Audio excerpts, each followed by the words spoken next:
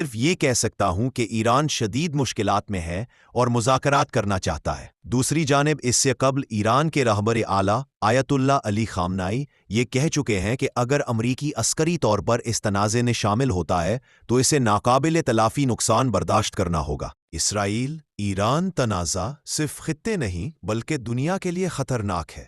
عالمی برادری جنگ بندی کی کوششیں کرے۔ پاکستان کے وزیر اعظم شہباز شریف نے عالمی برادری پر زور دیا ہے کہ وہ ایران اور اسرائیل کے درمیان جنگ بندی کے لیے کوششیں کرے۔ بدھ کو وفاقی کابینہ سے گفتگو میں پاکستانی وزیر اعظم نے اسرائیل کے ایران پر حملوں کو کھلی جارحیت قرار دیتے ہوئے کہا کہ عالمی برادری کو ایران اور اسرائیل کے درمیان جنگ بندی کی بھرپور کوشش کرنی چاہیے۔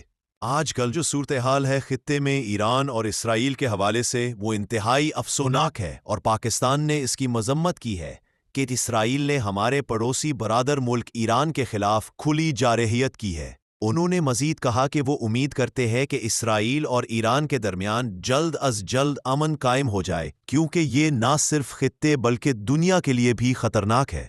ایران اسرائیل تنازع امریکی حملے کی صورت میں تہران کی حکمت عملی کیا ہو سکتی ہے؟ ایران اور اسرائیل کے درمیان جاری تنازع اب ایک اہم موڑ پر پہنچ چکا ہے۔